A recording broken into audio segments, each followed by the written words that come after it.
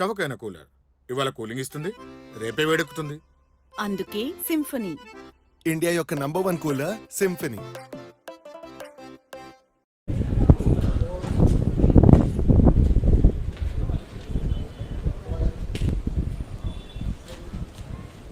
స్వతంత్ర భారతదేశాన్ని ఇవాళ స్వతంత్రం లేకుండా మరి ఈ రిజర్వేషన్ తీయడానికి ఇవాళ బీజేపీ బీఆర్ఎస్ రెండు కలిసి వస్తా ఉన్నాయి. వాళ్ళందరూ ఒకటే మొదటి వరకు సింగరేణి ప్రైవేటీకరణ చేయాలన్నది బీజేపీ బీఆర్ఎస్ కలిసే కదా. మీరందరూ కూడా చూస్తారు పార్లమెంట్ లో. ఈ రోజు వచ్చి మాట్లాడతాడు ఆయన, ఈ ఊరు సింగరేణి ప్రైవేటీకరణ అయితే అని. సిగ్గుందా నోరా, ఆ తాటి పట్టనా నాలుగనా అని అడుగుతున్నారు. మీరందరూ కూడా గమనించాలి. బండ అబద్ధాలు ఆడిన ఈ ఊరు పూర్తిగా విధ్వంసానికి గురైతుందని చెప్తాడు ఆయన. ఆయన చేసింది ఈ ఊరిని బొందల గడ్డ. ఆ కనబడే గుట్టలు ఆయన చేసిన పుణ్యమే.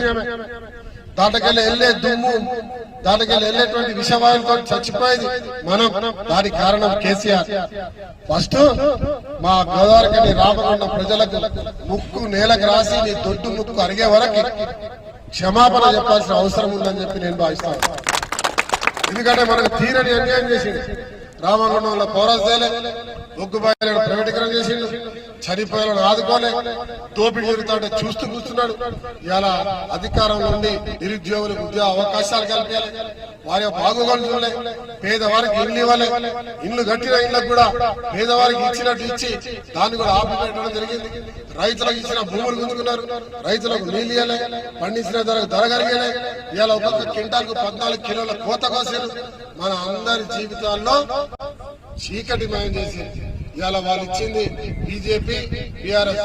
ఎవరు ఇచ్చిందా అంటే ఏమీ గాడిద గుడ్డు తప్ప మన ప్రాంతానికి ఒక్క నయా పైసా కూడా ఇవ్వకుండా మనపై కక్ష కట్టి ఈ ప్రాంతాన్ని ఎటుగాకుండా చేసిన చరిత్ర వారి. మరి ఈ రోజు మా సోదరుడు వివేక్ గారి తనయుడు వెంకటస్వామి గారు పనమడు వంశీని ఎంపీగా తీసుకొస్తాను. నాకు విశ్వాసం ఉంది. ఇదే స్టేడియంలో మీకు అందరికీ తెలుసు, కేసీఆర్ నిలబడి అక్కడే మాట్లాడండి, వ్యంగ్యంగా మాట్లాడండి.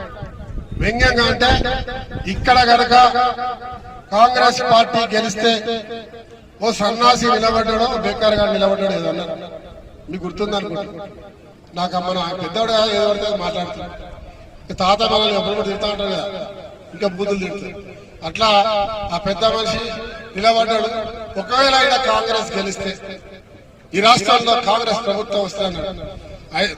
అక్కడ పైన దేవుళ్ళు ఉన్నట్టు ఈ రామగుండం, ఇది రామగుండం. ఇక్కడ రాముడు సీత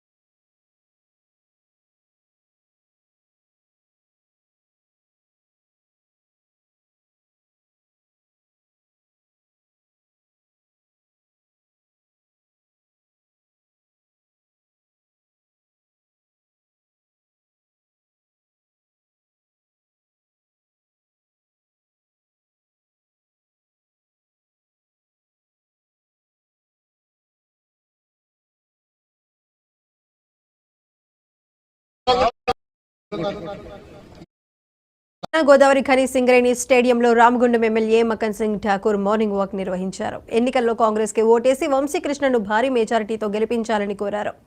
బీజేపీ బీఆర్ఎస్ కు ఓట్లు అడిగే హక్కు లేదని ఆయన వ్యాఖ్యానించారు. దేశాన్ని ఆదాని అంబానీలకు కట్టబెడుతున్న బీజేపీకి తగిన గుణపాఠం చెప్పాలన్నారు. బీజేపీ వస్తే రాజ్యాంగాన్ని మార్చడంతో పాటు ప్రభుత్వ సంస్థలను ప్రైవేటు పరం చేస్తారని విమర్శించారు.